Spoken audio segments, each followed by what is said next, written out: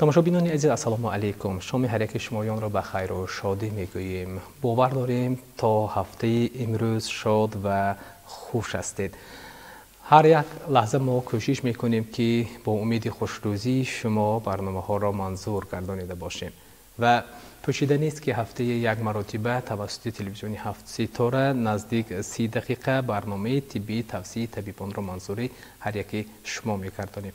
ҳадаф аз пешниҳод намудани ин барнома барои ҳар яки шумоён ба таври мукаммал ҳам бошад маълумот пеш овардан доири ин ё он беморӣ аст. тамошобинони азизу арҷманд, бори дигар шоми ҳар яки шумоёнро ба хайру шодӣ мегӯем ва чун гуфтем ки мо ҳафтаи як маротиба барномаи тиббии тавсияи табибонро тавассути телевизиони ҳафт ситора манзури ҳар яки шумо мегардонем ва ин навбат бошад мо тасмим гирифтем бобати бемориҳои дарунӣ истода бошем ва ин шом дар суҳбати мо муҳтарама Пиёлотова Шаҳло Абдурафиқовна, мудири шӯъбаи бемориҳои дарунии беморхонаи ноҳияи рақами 4, духтури дараҷаи олӣ. ва хуб муаллими азиз, ташрифи шуморо хуш омадед мегуфтем. ва чун инҷо аллакай барои бештари тамошобинони азизи мо пӯшида нест ки ҳафтаи як маротиба мо барномаро манзури бинандагон мегардонем ва дар ҳар барнома бобати як беморие бо духтурони соҳавӣ истода мегузарем бобати пайдоиши ин ё он беморӣ, роҳҳои муолиҷаи он, тавсияҳои худро пеш меоваранд. ва ман мехостам дар оғози суҳбат аз он оғоз дошта бошем ки бобати бемориҳои дарунӣ каме андешии шуморо шунавида бошем. ассалому алайкум бинандагони муҳтарам. Ба бемориҳои дарунӣ, ин бемориҳои асосан захми рӯди меъда, бемории фишорбаландӣ, бемории гурда, бемориҳои роҳи нафас ва бемориҳои ғадуди зери меъда ва ғайра асосан бемориҳои ғайри сироятӣ дохил мешавад. масъалаи аз ҳама ташвиш овар ин бемории фарбегӣ мебошад. бемории фарбегӣ ин беморӣ мебошад ки дар натиҷаи аз меъёри муқаррари зиёд ҷамъшавии чарбу дар организм ба назар мерасад, яъне дар натиҷаи вайроншавии мубодилаи моддаҳо ва дар натиҷаи вайрон намудани реҷаи хӯрухӯрӣ, дар натиҷаи вайрон намудани тактикаи муолиҷа ва бемороне ки ба худ муолиҷа кунӣ шурӯъ мекунанд ва он бемороне ки ба машқҳои ҷисмонӣ кам сару кор доранд ва он нафароне ки ба истифодаи хӯрокҳои ғайри ратсионалӣ бисёртар машғул мешаванд, ин шахсон ба бемории фарбегӣ дучор мешаванд. хуб, ташаккури зиёд. ва муаллими азиз мегуфтед, пас ин шом мо тасмим гирифтем бобати бештар такя истода бошем ба бемории зиёдвазни ё худ фарбегӣ ва оё меъёре ҳаст ки ҳар нафар дар хона дар ҷои нишаст тавонад ягон формулаи махсусе бошад ки барои муайян кардани вазни худ, яъне пас бовар ҳосил кунад ки яъне вазнаш дар меъёр ҳаст. албатта зиёдвазнӣ як формулаи худро дорад. ин килограмм нисбати метри квадрат, яъне ки нишон медиҳад ки агар бемор қадди худро ба қад агар мо зарб мезанем ва ҳосили онро ба килограмме ки бемор дошт тақсим мекунем, индекси вазни бадани бемор муайян карда мешавад. индекси вазни бадан аз 4 марҳила иборат мебошад, яъне ки агар индекси вазни бадан аз 18, 19 то 25 агар муайян карда шавад, ин аллакай меъёри муайяни вазни бемор муайян карда мешавад. агар индекси вазни бадан аз 25 то 30 агар муайян шавад, аллакай мо зиёдвазни беморро муайян мекунем. хуб, муаллима, манзарат мепурсам. инҷо тасаввур кардем, барои ҳисоб гуфтем. қадди як нафар 1 метр 50 сантиметр аст, яъне инро боз ба худаш зарб мезананд. қадро ба қадди бемор зарб мезананд. ҳосиле ки аз қадди бемор ҳосил шуд, баъд килограмми онро беморро гирифта ба ҳосили ҳамон қадди беморе ки зарб шуд ҳосил ба тақсим мекунанд. яъне вазнаш вазна ба ҳосили ҳамон қадди бемор. ҳосиле ки қад ба қад зарб дидем, حاصل برونکش با کیلوگرم بیمار تقسیم میکنند. پس اینجا ایندکسی وزن بدن میبره. پس اینجا چون حاصل میشود و مثلا بعضا معلومه سخنهایی هست که بین مردم اندیشه هایی هست، شاید شما هم شنیده باشید، اگر یک نفری شکایت از زیاد وزنی خود به جوره اش کند، به دوگانه اش کند یا به اعضای عائله اش کند، میگن خب اینقدر اندوهگین نشه دوست عزیز یا دوگانه مهربان، چون سالت از 40 گذشته است، این وزن معیاری تو است. آیا این اندیشه راست است؟ نه، البته این اندیشه خطا است. با سن سال این وای کرده نمی شود. چی گویم، سن سال بیمار اینجا به نظر گرفته نمی شود. ایندکس وزن بدن برای همه این یخه. اگر ایندکس وزن بدن من چطور که در پیش گفتم اگر از 25 زیاد باشد، این علاقه سن سال رو به نظر نمی گیرد. این علاقه به زیاد وزنی ارگانیسم رفته ایستاده است. پس اینجا چی باعث می شود که انسان به زیاد وزنی دچار می شود؟ این باعث می شود که انسان بسیارتر مشغولیت کارهای جسمانی رو به خود روانه می بیند. ما باید در یک شبانه روز 30 دقیقه وقتی خود رو به مشق‌های جسمانی. پس مشق‌های جسمانی چگونه باید باشه معلم؟ میتونید گفت؟ مشق‌های جسمانی این راه گشتن 1 ساعت یا 1.5 ساعت در یک روز. مشق‌های جسمانی این مشغول شدن به ورزش، به سحرگاه‌ها از خواب وقتی که ما می‌خیزیم به ورزش کمتر باشدن تا حدی امکان مشغول شدن ما در کار و آن خوراکایی که در ترکیبشون چربی کسلات چربی هست ما اون رو کمتر استعمال کردن ما در کار، به مانند گوشت روغنناک، به مانند خوراکای خمیری، به مانند خوراکای قنادی، به مانند اون خوراکایی که در ترکیبشون خلسترینشون زیاد می باشد، همین رو ما باید کم استعمال. خب معلم اینجا تصور کردین یک نفری که سمت فعالیت کاریشون گوییم با انا همون صبح بر وقت میخیزند، گوییم چون یک زمین میدانی معین دارند با کشاورزی مشغول هستند همیشه روزی، یعنی از این برمیاد که به اونها ضرورت نیست مشغول شدن به مشق‌های ورزشی یا اون علاقه گوییم اون کار دیگر است و مشق ورزشی دیگر است. نه، البته این مشق ورزشی شده میتواند نه که با اون شخصی که به همین کارها مشغول هست عامل‌های بیرون باز برای فربه شدنش تاثیر میرساند. این چیزی که گفتیم که از پرخوری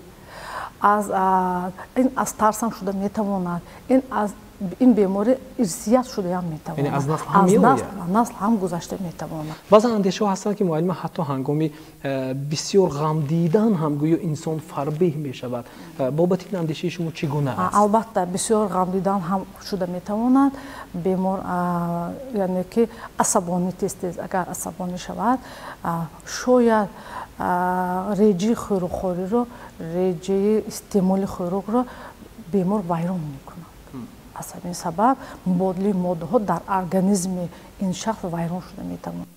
و اینجا معلم من باور دارم که هر تماشابین عزیزی ما که این لحظه صحبتی ما رو تماشا دارن خوب میدونند باید رژه طعامخوری چگونه باشد. خب به هر حال از نگاهی طب باید چگونه باشد معلم رژه خوراکی انسان سالم و تصور میکنیم یک نفری که امروز زیر طبابت طبیبان قرار دارد، رژه خوراکی اون نفر با رژه خوراکی آدم سالم فرق دارد یا نه؟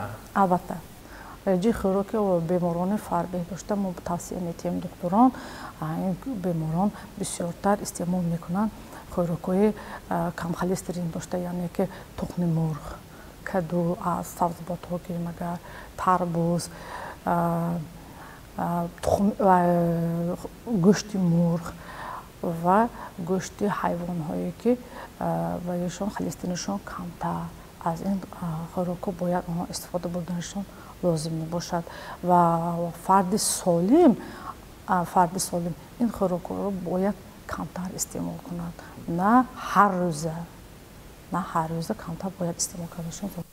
و اینجا میگفتید معلم بیشتر زیاد وزنی یا فربهگی چون از روی تجربه های فعالیتی شما در این سمت گوییم بیشتر در کی روبرو می شود؟ مردان، زنان، پسرکان یا دخترکان؟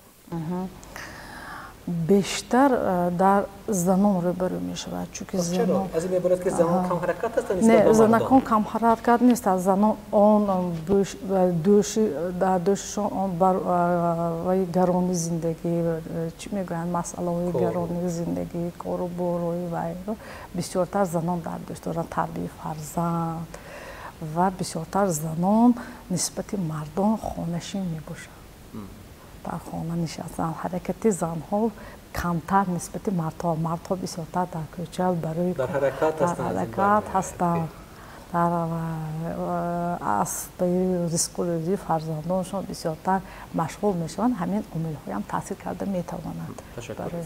و خب تماشابینان عزیز و ارجمند بار دیگر شما هر یک شمایان را به خیر و شادی میگوییم و این شام در صحبت ما محترمه پیولوت و شهلا عبدو رفیقونا هستند که ما بابت بیماری فربهی صحبت داریم و معلومه چون تا این لحظه ما هر سوالی که پیشنهاد میکنیم چرا انسان فربه میشود چی کار باید کنیم که فربه که از بین رفته باشد و این چنین گوییم نفرانی هستند که خیلی هم خراب هستند یعنی کم وزن هستند یا گوییم پس آنها میتوانیم گفت که به یک بیماری گرفتار شدند یا اشتباه میکنیم. البته کم وزنی هم این بیماری می باشد نفرانی که کم وزن دارند این هم البته عامل‌های بیرونی تاثیر میکنند این بیماران شاید یکم بیماری‌های خطرناک دارند به نمود بیماری‌های زخمی روی میده به نمود بیماری‌های سرطان به نمود بیماری‌های کمخونی و به نمود بیماری‌های سیرویدی شاید داشته باشند این بیماران نیز وزن خود را بوی میده یعنی که تلف میده این نمود همین دیگر بیماران به این شخصان تاثیر کرده میتوانند وقتی که همین کم وزنی به نظر رسید با اون شخصان میتوانند حتما به دکتر معاین مراجعت کنند که سبب چی که بیمار وزن کم دارد سبب چیست که بیمار کم وزنی را به خود احساس کرد یعنی که خراب شوی را به خود احساس کرد و توصیه های طبیبان برای آنها داده می شود و آنها شاید از کم وزنی خود را نجات دهند. و خب اینجا معلمه وقتی گفتیم باز نظر شما را بابت زیاد وزنی بعضا نفران شنوندنی هستیم اگر اهمیت دهیم اگر نفری که کمتر وزنش زیادتر است یا گوییم فربهتر هستند کمی اگر راه گردن تیز خسته شوی را حس میکنند به جسم خود پس اونها باید چی کار کنند تا اونی که گوییم خسته شوی گوییم از بین رفته باشد سیر وزنی یا زیاد وزنی گوییم برطرف شده باشد آنها باید زیر طبابت طبیبان ایستاده باشند یا باید رژه خوراک خود را تغییر دهند. البته این شخصا باید حتما زیر نظارت طبیبان قرار داشته باشند چون که اگر این عامل هایی که شما گفتید اگر پیدا شده باشد اگر اون بیماران ممکن است که بیماری دل و رگ ها دارند چون که فربگی به بیماری خطر فربگی این بیمارشوی به دومین بیماری شخص می باشد یعنی که بیماری فربگی آورده می رسد به بیماری دل و رگ ها به بیماری دیابت قند به بیماری چرای کمر و دیگر نمود بیماری غیر سرطانی آورده می رساند و برنامه فربگی رایش قبول شده است در اساس قرار حکومت جمهوری تاجیکستان از 2 اکتبر سال 2019 تحت نامه 463 و این برنامه تا امروز عمل می کند مقصد برنامه این کم نمودن فربگی یعنی که تشکل غذای سالم روانه کرده شده است و دکتران در اساس این برنامه تا امروز کار کرده ایستادند و این برنامه سبب های اساسی این برنامه این می باشد که بسیارتر چیزی که در بالا ما ذکر کردیم همین یعنی که پرابلم هایی که ما گفته گذاشتیم برنامه به همین این تحقیق کرده است. تشکر زیاد. و اینجا معلم عزیز اگر چون امروز نظر به اطراف میکنیم و شاید بیشتر جوانزنان هم با چنین گویم شکایتی زیاد وزنی یا فربهگی امروز به عنوان شما مراجعت کرده ایستاده باشند و آیا می شود که تصور کردیم یک جوانزنی چون فرزند نخستین تولید کرده است و میخواهد باز فرزند دیگری تولید کرده باشد لوگ معیاری وزن خیلی زیاد است فربه هست آیا فربهی نیز میتواند به یکم مانعی هنگامی تولید زن آورده رسانیده باشد یا یکم تاثیری نمیرساند؟ البته زنهای جوان کم در کم میبینیم روبرو میشه زنهای جوان هم با فربگی دچار میشوند البته چون فربگی کودکان این تشویش آور می باشد در اساس معلومات های وزارت تندرستی و حفظ اجتماعی جمهوری تاجیکستان معلوم گردید که کودکان از 6 تا 17 ساله فربگی و زیاد وزنی بدن دارند این 5% کودکان را تشکیل میدهد که این زیاد می باشد و آینده که اینها نورس می شوند همون فربگیشان میماند البته میماند این برای آینده تولید کودکان خوفی بزرگ دارد باید از پدر و مادران احترامانه خواهش کرده می شود که کودکانی که وزن زیاد دارند یا فربگی دارند البته به دکتر اندوکرینولوژ البته آنها مراجعت کنند دکتر می تواند آن معیارهای معینی خوراک آن معیارهای معینی رژه‌ای که در یک روز چیکار کردنش در کار کودکش و البته دکتر برای توصیه میدهد و کودکش میتواند از این بیماری خلاص شده میتواند برای همین هم برای تولید کودک آینده زنی جوان البته مشکلی میکشد چون ما گفته بودیم که فربگی این خطرهای زیادی دیگر بیماری ها را آورده میرسونه. پس از این میبارد که معلم پیش از اونه که از زن جوان میخواد اگر گویم در یکم تولیدش در وزنش در معیار بود و میخواد فرزند دیگری را تولید کرده باشد لوک چون یک فاصله میگذرد 2 یا 3 4 سال میگذرد چون الکی وزن گویم تغییر مییابد اگر تصور کردیم 50 کیلو 60 کیلو باشد پس از چند سال دیگر الکی 85 90 95 شاید نزدیک 100 کیلو هم رسد کیلوگرم هم رسد او باید پیش از همه چی کار کند پیش از اونی که او نمون آغاز کند گوییم به مرحله حمل رو از گذرانیدن او باید در با نتیجه اول باید او وزن خود را به معیار بیارد یا اینجا چیزی دیگر است؟ البته او باید حتما وزن خود را تا حد امکان به اعتدال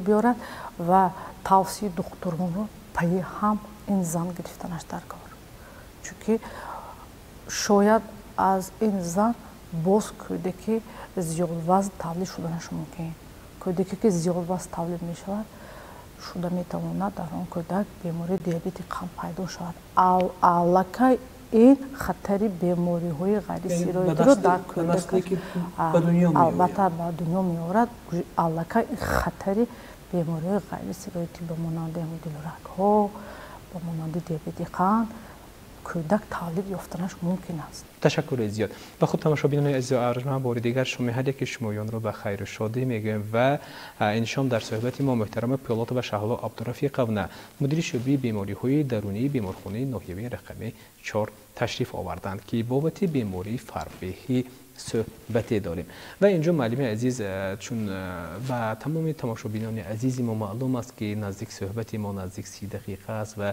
تا آنی که ما فرصت داشتیم به انجام رسیده ایستاده و در این قسمت صحبت من میخواستم اندیشه شما رو شنیده باشیم پس امروز ما باید چی کار کنیم که از فربهی خود رو احتیاط کرده باشیم کم خواب کنیم کم طعام خوریم بسیار حرکت کنیم یا اینجا چیزهای دیگر است مرحبا البته اولین درجه باید وقتی که ما زیاد وزن رو در خود میدانیم باید در یک روز چیزی که ما گفتیم بسیارتر نکم از 30 دقیقه با مشق جسمانی مشغول شویم خوراک‌های کلسترول زیاد داشته رو کم استعمال کنیم و در албатта дар мактабҳои миёна аз аввале ки кӯдак дар он ҷо таҳсил мекунад на кам аз 2 соат бояд фанни тарбияи ҷисмонӣ ҷорӣ карда шавад. ин аллакай метавонад аз овонихӯрдӣ бемории фарбегиро аз байн барад, чунки вақте ки мо бисёртар ба машқҳои ҷисмонӣ машғул мешавем ва кислоти чарбӣ ки дар организми мо ҳаст тезтар таҷзия мешавад ва мо метавонем аз ин беморӣ хай то ҳадди имкон худро эмин нигоҳ дорем. خب اینجا معلم عزیز من میخواستم باز یک سوال دیگری از شما پرسیدنی هستیم و امروز پوشیدنی است که چون نسل جوانی که به وی میرسند بیشتری آنها سر و کار دارند با همون کامپیوترها که در جای نشست کار میکنند در خانه ها و حتی در جایهای کاری نزدیک گوییم اگر در یک روزی کاری گوییم شاید 6 ساعت 7 ساعت تنها با نشستن از سری کامپیوتر میشنند، شاید کم چیزی مینویسند، شاید اگر کمی جوانتر باشند با بازی های گوناگون مشغول میشوند. آیا آن نیز میتواند به فربگی آورده رساند؟ البته میتواند. پس معیاری نشستن سری کامپیوتر چند است؟ البته میتواند. معیاری نشستن معیاری نشستن در اینجا نیست، لیکن البته نشستن کم شدنش در کار. بسیار کامپیوتر بازی میکنند، بسیار همون کودکان تاثیر خود رو برای همین بیماری رساندنش ممکن نه پره نه تاثیر رساندنش ممکن برای فربه شدن، چون بسیارتر می‌نشینند. وقتی که خوراک میخورند بسیارتر می‌نشینند. وقتی که خوراک خوردن ما بعد استعمال خوراک باید کم ترکک باشد تا حد امکان باشد کمتر خود رو به آب و تابدهی روانه کردن ما در کار.